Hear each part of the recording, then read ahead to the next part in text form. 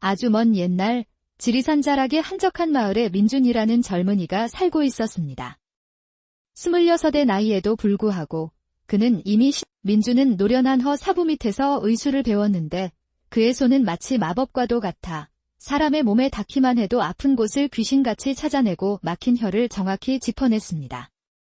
그는 가난한 살림에도 중풍으로 반신불수가 된 늙은 어머니를 지극정성으로 모셨습니다. 매일같이 굳어진 어머니의 근육을 주무르고 혈점을 자극하며 실력을 갈고 닦았습니다. 무엇보다 민준에게는 보통 사람에게는 없는 특별한 능력이 있었으니 바로 사람 몸의 기운, 즉 기의 흐름을 눈으로 볼 수 있는 것이었습니다. 뭉친 곳은 검게, 열이 나는 곳은 붉게 보였죠. 그의 신통한 솜씨에 대한 소문은 마을 전체에 퍼졌고 특히 외로운 밤을 보내는 과부들이 그를 자주 찾았습니다. 어느 날은 한 오후, 과부의 방에서 안마를 하던 민준에게 그녀가 나긋한 목소리로 말을 걸었습니다. 방 안에는 짙은 난초 향이 가득했습니다. 민준 총각, 어찌 자네 손길은 그리도 신통한가? 자네 손이 닿을 때마다 내 온몸이 뜨거운 불덩이가 되는 것 같구나. 민준은 애써 태어난 척하며 묵묵히 그녀의 등과 어깨를 눌렀습니다. 마님, 그것은 기와 혈이 잘 돌아 몸에 열이 오르는 것이옵니다. 좋은 현상이니 걱정하지 마십시오. 과부는 몸을 살짝 돌려 민준을 바라보았습니다. 민준 총각, 오늘 밤 달빛이 유난히 밝다지. 민준은 불편한 기색을 감추며 한 걸음 물러섰습니다. 죄송합니다, 마님. 어머님께서 저녁상을 차리고 기다리고 계실 것입니다. 과부는 민준이 돌아서려 하자 다급히 그의 팔을 붙잡았습니다. 그녀의 손길은 뜨거웠습니다. 아이고, 이리 매정하게 가버리면 어쩌나. 허리가 다시 쑤시는구나. 조금만 더 만져주고 가게. 마님, 제가 하는 일은 병을 고치는 치료일 뿐입니다. 민준은 과부의 유혹에 흔들리지 않고 그녀의 가슴 아래 혈자리를 더욱 세게 눌렀습니다. 그러자 그녀의 입에서 교태 섞인 신음이 흘러나왔고 민준은 서둘러 치료를 마치고 그 방을 빠져나왔습니다. 이런 일이 반복되자 민준은 점점 곤란한 지경에 처했습니다. 그의 스승인 허사부는 이런 상황을 눈치채고 그에게 조언했습니다. 민준아, 내 재주가 워낙 뛰어나니 여인들이 따르는 것은 당연하다. 허나 조심하여라. 여인의 마음을 함부로 대하면 큰 화를 부를 수 있느니라. 스승님, 명심하겠습니다. 하지만 어찌해야 할지 참으로 난감합니다. 언젠가 내 마음을 진정으로 움직이는 인연을 만날 것이다. 그때까지는 내 본분을 굳게 지키거라. 초여름의 어느 맑은 날, 민준은 마을 의원으로부터 급한 부름을 받았습니다. 남원 고을에서 가장 높은 지위를 가진 박 대감의 막내딸이 원인 모를 극심한 통증으로 고통받고 있다는 것이었습니다. 자네가 그 용하다는 안마사 민준인가? 내 딸 서아의 병을 고칠 수 있겠는가? 3년째 어떤 명의도 고치지 못했다네. 민준은 감히 양반 교수의 몸에 손을 댄다는 것이 상상도 할 수 없는 일이라 망설였습니다. 대감마님, 소인 같은 천한자가 어찌 감히 아씨의 옥체에 손을 댈 수 있겠습니까? 신보는 상관없다. 내 딸의 고통만 덜어줄 수 있다면 어떤 보상도 아끼지 않겠다.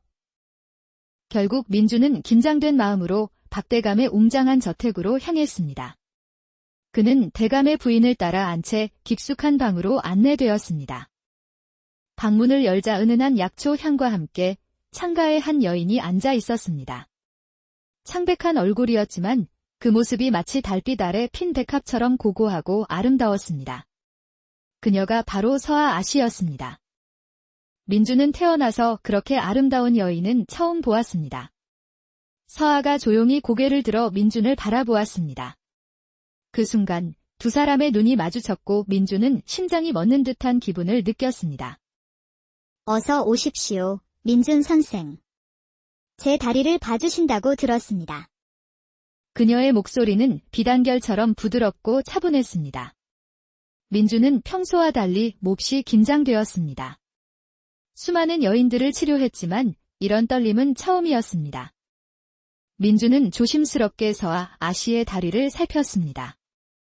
겉보기에는 아무 이상이 없었지만 그의 특별한 눈에는 다리 깊은 곳에 맺힌 검고 차가운 응어리가 보였습니다.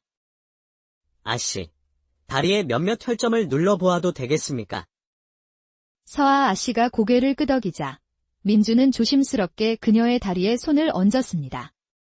그의 손가락이 닿는 순간 서아 아씨는 살짝 몸을 떨었습니다. 통증이 있으십니까? 아니요. 다만 선생의 손길이 참으로 특별하군요. 마치 따스한 불꽃이 스치는 것 같습니다. 민주는 집중하여 문제의 원인을 찾아냈습니다. 아씨의 다리 깊은 곳에 오래된 기혈 응어리가 있습니다. 이것이 기에 통로를 막아 전신의 기운이 제대로 돌지 못하고 있습니다. 제가 특별한 안마법으로 이 응어리를 풀 수 있을 것 같습니다. 서아 아씨는 갑자기 민준의 손을 꼭 잡았습니다. 그녀의 손은 차갑고 연약했지만 그 안에는 강한 의지가 느껴졌습니다. 민준 선생, 저는 당신을 믿습니다. 부디 저를 도와주십시오. 그 순간 민주는 자신의 모든 능력을 다해 이 여인을 도와야겠다고 결심했습니다. 이것은 단순한 치료가 아니었습니다. 그는 서아의 눈에서 자신이 오랫동안 찾아 헤매던 무언가를 발견했습니다. 그날부터 민주는 매일 대감댁을 찾아 서아의 다리를 치료했습니다. 치료가 이어지면서 두 사람은 서로에 대해 더 많이 알게 되었고 신분을 넘어 깊은 교감을 나누었습니다. 선생께서 지금 누르시는 혈점은 족삼리가 맞나요? 의서에서 읽었는데 다리 통증 완화에 아주 중요한 자리라고 하더군요. 맞습니다. 아씨께서 의서까지 공부하셨군요. 놀랍습니다. 오랫동안 병상에 누워있다 보니 책을 읽는 것 말고는 할 수 있는 게 없었답니다. 어쩌면 이 병이 제게 준 유일한 선물일지도 모르겠어요. 어느 날 밤 치료를 마치고 돌아가는 길에 갑자기 소나기가 쏟아졌습니다. 민준이 근처 정자로 몸을 피했는데 그곳에는 이미 우산을 든 서아 아씨가 그를 기다리고 있었습니다. 선생께서 가시는 모습을 창가에서 보고 있었는데 갑자기 비가 와서 걱정이 되어 나왔습니다. 이 우산을 받으세요. 어머님께서 기다리실 테니 어서 돌아가셔야지요. 말이 채 끝나기도 전에 거센 바람이 불어 서아의 몸이 휘청거렸습니다. 다리가 아직 온전치 못했던 그녀는 균형을 잃고 넘어지려 했습니다. 민주는 반사적으로 달려가 그녀의 허리를 붙잡았습니다. 그 순간 빗소리마저 멎은 듯 세상이 고요해졌습니다.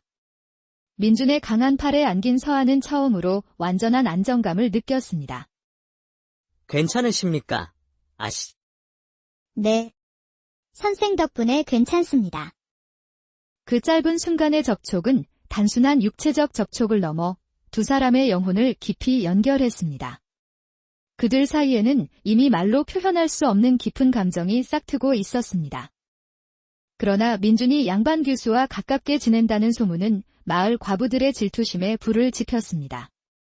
그들은 악의적인 소문을 퍼뜨리기 시작했습니다. 듣자 하니 그 민준이란 놈이 대감댁 아씨를 치료한답시고 온갖 음흉한 짓을 다 한다더군. 천한 놈이 어찌 감히 양반 교수의 몸에 손을 댄단 말인가. 소문은 걷잡을 수 없이 퍼져나갔고 급기야 민주는 마을 장로들에게 불려가 치료를 중단하라는 명령을 받았습니다. 설상가상으로 민준에게 앙심을 품은 부자 과부가 계략을 꾸몄습니다. 그녀는 독초를 섞은 약을 먹고 일부러 쓰러진 뒤 민준의 치료 때문에 병이 악화되었다고 거짓 소문을 냈습니다. 아이고, 나 죽네. 민준 그놈에게 안마를 받은 뒤로 몸이 더 아파졌어. 그놈 손에 요사스러운 기운이 흐르는 게 틀림없어. 이 소문이 퍼지자 마을 사람들은 민준을 피하기 시작했습니다. 이 모든 사실을 알게 된 서아는 크게 상심했고 아버지를 설득했습니다. 다음 날 박 대감이 직접 마을로 와 진상을 규명했습니다. 대감이 데려온 의원은 과부가 먹은 약에 독초가 섞여 있음을 밝혀냈고 과부의 계략은 만천하에 드러났습니다. 민준의 누명은 벗겨졌지만 진정한 시련은 이제부터였습니다. 어느 날 밤, 치료를 마치고 돌아오던 민준을 복면을 쓴 사내들이 습격했습니다. 감히 천한 놈이 양반 규수를 넘버. 내 놈의 주제를 똑똑히 알려주마. 민준은 필사적으로 저항했지만 역부족이었습니다. 그는 심하게 구타당했고 그의 생명과도 같은 손가락 몇 개가 부러지고 말았습니다. 의원은 절망적인 진단을 내렸습니다. 손가락 뼈가 심하게 으스러져 다시는 예전처럼 안마를 할 수 없을 것이라고. 민준은 깊은 절망에 빠졌습니다. 며칠 후 서아 아씨가 몰래 민준을 찾아왔습니다. 그의 처참한 모습을 본 그녀는 눈물을 흘렸습니다. 민준 선생. 모두 제 탓입니다. 제가 선생을 이 지경으로 만들었습니다. 아닙니다, 아씨. 이건 그저 제 운명일 뿐입니다. 이제 모든 것이 끝났습니다. 끝나지 않았습니다. 선생께서는 저에게 새로운 삶을 주셨으니 이제 제가 선생께 희망을 드릴 차례입니다. 그날부터 서아는 자신이 의서에서 배운 지식을 총동원하여 민준의 재활을 돕기 시작했습니다. 그녀는 매일같이 특별한 약초를 구해지어 그의 손에 발라주었고 고통스러운 재활 훈련을 함께 했습니다. 힘드시겠지만 포기하시면 안 됩니다. 매일 이 운동을 반복하세요. 천천히, 꾸준히 하는 것이 중요합니다. 6개월이 지났을 때 기적이 일어났습니다. 민준의 손가락은 놀라울 정도로 회복되었습니다. 그는 다시 안마를 할 수 있게 되었고 이전보다 오히려 더 섬세하고 깊은 감각을 갖게 되었습니다. 아씨, 제가 다시 손을 쓸 수 있게 된 것은 모두 아씨 덕분입니다. 이 은혜를 어찌 갚아야 할지 모르겠습니다. 아니에요. 선생의 강한 의지가 이룬 기적입니다. 저는 그저 곁을 지켰을 뿐인거려. 시련을 함께 겪으며 두 사람의 사랑은 더욱 깊어졌지만 현실의 벽은 너무나 높았습니다. 어느 봄날 박대감이 민준을 불렀습니다. 민준, 자네의 의술과 인품에 깊이 감명받았네. 허나 세상의 질서는 우리가 함부로 바꿀 수 없는 법. 내 딸 서아는 다음 달에 한양판서 댁아들과 혼인하게 될 걸세. 민준의 가슴은 무너져 내렸지만 그는 감정을 억누르고 담담하게 대답했습니다.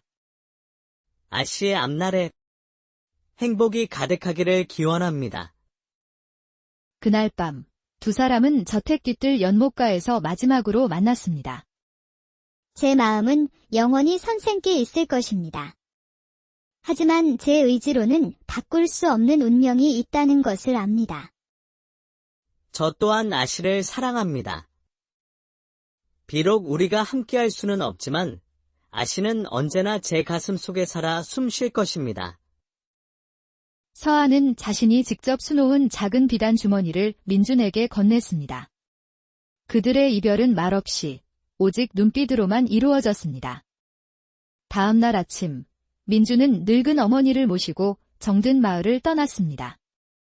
그는 멀리 충청도 산골로 들어가 자신의 아픔을 의술에 쏟아부으며 수많은 사람들을 치료했습니다. 그렇게 무려 40년이라는 세월이 흘렀습니다. 민준은 이제 백발이 성성한 노인이 되었지만 그의 손길은 여전히 신통력을 잃지 않아 나라 전체에서 가장 위대한 의원으로 칭송받고 있었습니다.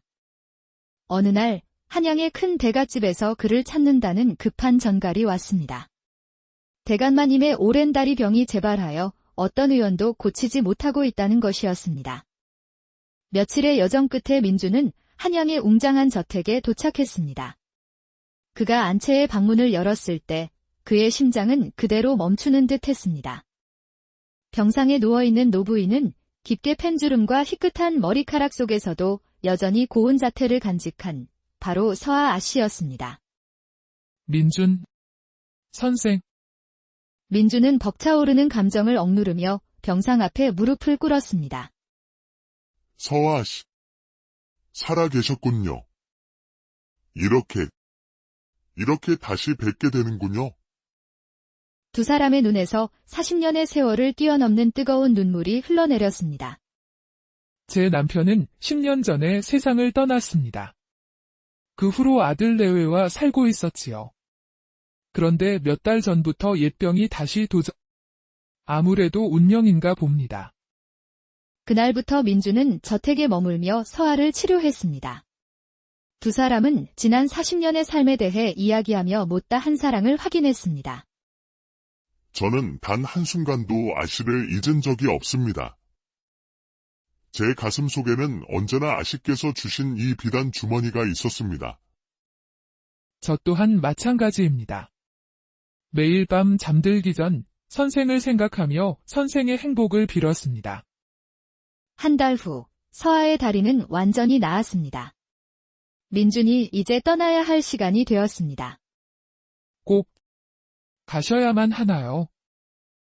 아씨, 저는 이제 아씨 곁에 남고 싶습니다. 40년 전 아씨와 헤어졌던 것이 제 인생 최대의 후회였습니다. 남은 생이라도 함께하고 싶습니다. 네, 선생. 이제 우리 남은 시간은 함께해요. 서아의 아들은 두 사람의 깊은 인연에 감동하여 민준을 저택의 주치의로 모셨습니다. 그렇게 두 사람은 마침내 함께 평화로운 노년을 보낼 수 있게 되었습니다. 그들의 사랑은 늦게 피었지만 그 어떤 젊은 연인들의 사랑보다도 깊고 순수했습니다. 몇 년 후, 어느 겨울날 아침, 서아는 민준의 손을 잡은 채 평화롭게 눈을 감았습니다. 그리고 바로 다음 날, 민준 또한 마치 단 하루도 떨어져 있기 싫었다는 듯이 그녀의 뒤를 따랐습니다. 두 사람은 젊은 시절 처음 만났던 저택 뒤뜰 연못가에 나란히 묻혔습니다. 그리고 다음 해봄, 그 자리에는 아름다운 연꽃 한 쌍이 피어났다고 합니다. 사람들은 그 꽃이 신분의 벽과 40년의 세월을 넘어 마침내 하나가 된 두 사람의 영혼이라고